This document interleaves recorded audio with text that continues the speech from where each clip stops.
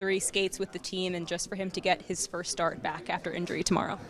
Yeah, I think it's exciting. It's good to have him back in the room, back on the bench the other night in practice. Obviously Rudy's been unbelievable, but I think when you can have a tandem and take a little stress off, Rudy's played a lot of games, so when you can have a tandem like that, those two guys, it gives us a chance to win every night. As you mentioned, Riddick's really been holding down the fort. How does that give the whole team confidence when you have a guy that can start 7 games to, in relief of Sorokin for that long and the team can have success? Yeah, I think it's huge. Throughout the schedule, it's especially this year with all the games, I think it's good that we have 2 guys that can play any night. Obviously, Soroki's been here forever, and we've seen what he can do. And then, Riddy coming in this year and just right from the start giving us really good efforts. So when you can have 2 guys you rely on every night, it's such a boost for us. Just knowing that confidence that we have back in those 2 guys. I feel like we're all running out of ways to describe Matthew Schaefer and what he's done this year, but for him to score late in that game and win it in overtime, just how impressive is that, and to do it kind of feeling under the weather? Yeah, that was, I think there's been a lot of nights this year where you're just like, wow, what's this kid going to be like when he's 20, 22? But yeah, the other night, I think, one of those games where he didn't quite have the, sustained juice or whatever it might be, but he was able to pick his spots, when to go, and I think, obviously that his first goal, I think just the effort itself was, outstanding. In a moment where we needed a big boost and really get the crowd going, I thought that was a really big goal for our team. Even though we gave up the lead after, I still feel like that goal gave us the belief that we were going to win that hockey game. And then just in overtime, obviously heck of a play by Barzy, but great finish by Schaefer there. The energy he brings to the room every day, I think, is contagious, and just what you see on the ice, special player. As a D partner, how does your game complement his game, and what's the communication like between you two? I think for me it's just, trying to be steady, reliable for him, being an option for him whenever he needs me, trying to get open for him, make it easier for him, talk to him, and then at times just get him the puck. When he has space, give him the puck. I think that's, a big job for me, is just be a steady guy for him that he can rely on in all moments, and be there for him, and then help him get the puck. He seems to be so eager to learn, receptive to feedback. What kind of questions does he ask you on and off the ice? I feel like now he he understands it pretty good now. But I think our relationship is great. I feel like he has like a little brother relationship with like a lot of guys in here, and I feel for myself that's a little bit how I feel. Having him around, it's actually really nice. I think he just wants to hang out. He wants to be around people and just chit chat, whatever it might be. So on the plane, sometimes he'll be sitting there, he'll jump in the seat beside me or whatever it might be. So it's been fun. It's been a joy to have around. Of course, with Sorokin expected to come back tomorrow, I want to ask you about how reliable Riddick has been over these last 7 games. Oh, he's been great. We don't have the record that we have without him. I think he's stolen a few games. He's come in and saved us a few times and just played phenomenal hockey. And he's, like I've been saying, that he's such a gamer. He shows up and plays great every night. And Rudy's just been so great back there, brings us a bunch of energy, and has done his job extremely well.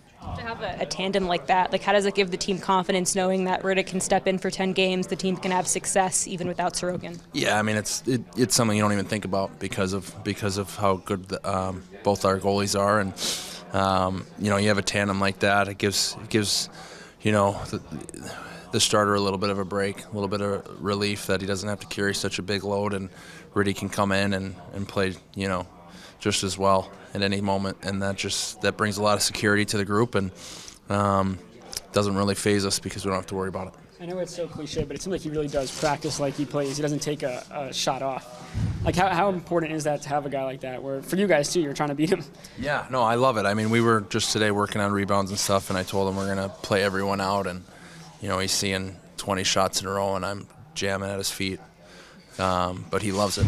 He loves it. He's a competitor, and we have fun with that kind of stuff, and those are little things that show up in the middle of a hockey game, and he's ready for them. What's it been like this year with so many young guys just coming in and being in the room? It's been great. I think the room's been awesome. The guys have all bought in and been on the same page, and everyone that's coming into our room, all of our new guys, whether they're vets or young guys, have brought something special. They got great attitudes, and the camaraderie is high right now, and I think it's been fun to have all the new faces and get to know them, and but now at this point in the year, it doesn't feel like they're new at all. And Juan, yourself, you always talk about joy, compassion, that kind of theme this season. But where did that kind of come from to head into this year? Yeah, Patty brought that in. I think Patty went home this summer and put a lot of work into his side of things as a coach, and brought a great mentality into our camp, and those were some of the things that he came to us with, and I think his messaging has been on par and really on the head most every day, that to keep us on the same page, keep us focused, and he's put a lot of work in on that. You talk about just to bounce off of Stefan's question and what you said about the younger guys, when newer guys come to this team and you have a culture of joy, how does that also lead to team success as a whole? They come together. We've played some good hockey. We've put ourselves in a good position, and winning brings joy. And that's infectious. And when you're not winning, you go through a stretch of 2-3 games. Sometimes you gotta find that joy and fake it a little bit. Get back to loving the game and enjoying what you do, because it's tough. It's tough sometimes when you're coming to the rink and we're not playing good hockey and we've lost it 1 or 2 or lose a tight game or whatever it is. But I think our resiliency and bouncing back on that has been phenomenal this year. I think we've come to the rink every day in the right mindset and stayed as even keel as possible. Going based off of that, I want to ask you about the shootout and overtime. Of course, those records have both improved maybe over years past, but when you're able to have the confidence to pull off wins in overtime and to edge teams out in the shootouts, how does that play into also the joy this team has had? Yeah, I mean, it's funny, these shootouts and these overtimes, it's not like we were as far off as possible. You get one more goal and one more save, and next thing you know, you win the shootout. And I think we've comboed that up. Heine had a few, Bo's been putting it in, Barzy put one in, and Soroki's made some saves, and Ritty too. So as far as it felt last year, sometimes when we were having a tough time in the shootout, sometimes it's one goal and sometimes it's one save, and we've been getting those this year. Being on the bench to see, just the Schaefer goal and just what he did last game, especially the overtime winner. How much? I mean, can you describe us the atmosphere of what that was like? Well, the crowd was great. It was a tight hockey game, and both teams ended up with a few goals, but there wasn't a ton out there, and we found a way to, tie it up. We gave it right back, and then to tie it up again. It was just one of those back and forth hockey games in the sense of a lot happened in the last, 15 minutes of the game, and for Barzy and Schaefer to go pull that off. And you can't forget about Heine too, that back check and the effort he put in just to get us the puck back, but the other two going to make that play and Schaefer burying it, awesome feeling. The plan for Sorokin to start tomorrow, how much of a luxury has it been that you didn't have to rush him back at all because of how well Riddick was No, you're right. David's playing so well for us, and I guess he brings a lot of confidence, and you're right. I mean, it didn't.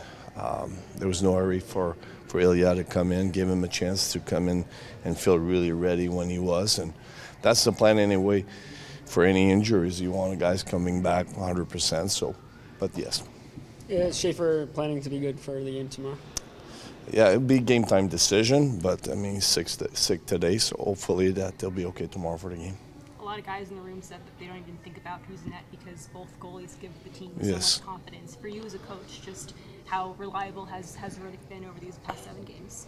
Well, like I just said, I mean, I don't question. I mean, when he goes in, we're comfortable, and I love his energy. I mean, how he talks on the ice, and I think that helps a lot the guys. So, yeah, we're very fortunate to have 2 very good goalies. You speak to Barzy's play this year, coming off the injury last year, just the way he's come back this year and been such an integral part of everything you guys are doing. Yeah,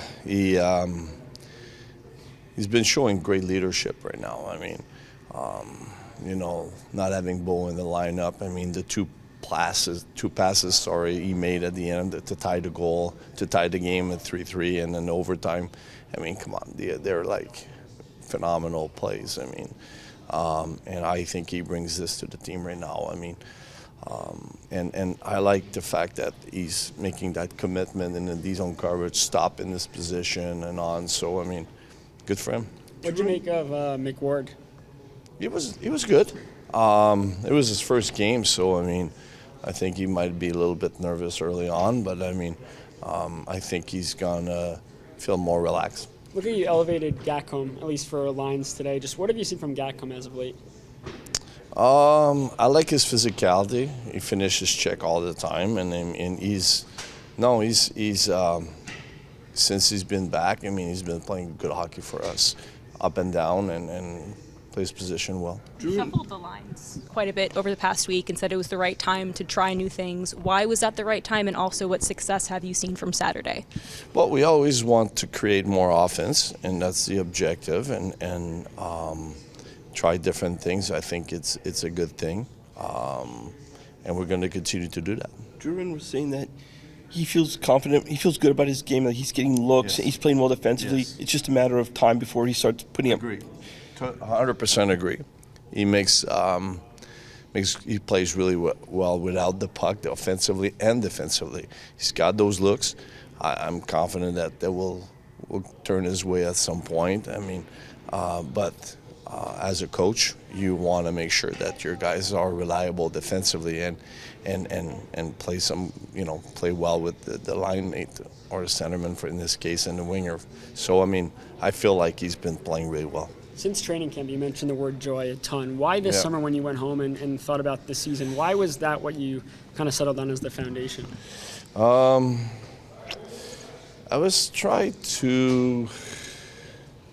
wanted to do things a little different and see who we are as a team.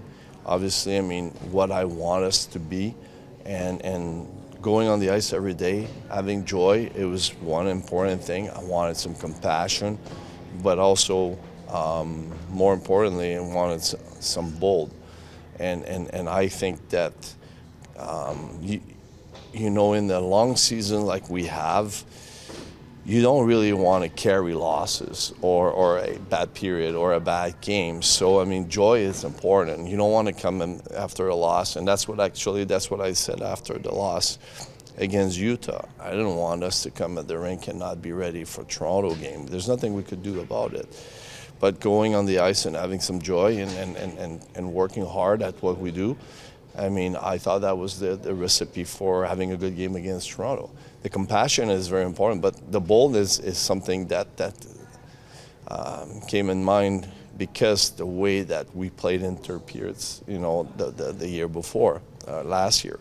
And I thought we had to do something about it, and I feel like our third period has been really good. I mean, I'm knock on wood right now, but we've been coming back and we were protecting lead. I mean, everybody knows a one-goal game, it could go either way in this league now, but the fact that we came back and we played well in the third period is something that I thought it was important to address. How much have the leaders on the team and also the coaching staff, how have the leaders on the team, the coaching staff, top down, helped you implement that boldness and that joy? Well, tremendously, because you could bring the idea, but if nobody buy into it, it's not going to work. So the credit doesn't come to me. The credit goes to the players, and they're the one that plays the game. They're the one that every day, believe in what we're doing as an organization. We talk about clarity, where it doesn't matter. If it's a championship game, if it's a hostile building, or if it's a boring arena. We have to find a way to be ready, or could be a tough schedule. A lot of games. So it's important for us to believe in those things, and I think that the credit goes to the players. With how many young guys you do have, how much more important is it having that joy? Obviously, younger players could, maybe are feeling bad about a loss. Or I think it is very important, because I believe that when you're young, you could maybe be affected easier by a good or a bad performance. A good performance, you think you're the best player in the game, and then a bad performance, you think you're the worst player in the game. So being even killed is probably something that you could work on by having joy. Any update on Horvat? No and update. Is it too early to tell if he'll travel with you guys? Excuse me? Is it too early to tell if he'll travel with you guys, or is that kind of the plan? Yeah, but I believe he will, but we'll see. Do you have any specific examples of a younger guy having a tough game, being hard on himself, and then having a veteran come and put his hand around him? Anything come to mind? Compassion, you mean? Yeah, like a situation that sticks out in your mind of seeing a vet approach a young guy throughout the season. Well, there's tons, but I could speak for myself. My first game I played in the NHL, gave up 2 goals right off the bat. Mario Lemieux scored one of them, and Larry Robinson tapped on top of my head and said, "Hey, kid, we got this." And I think that's what our vets do with our young guys as well.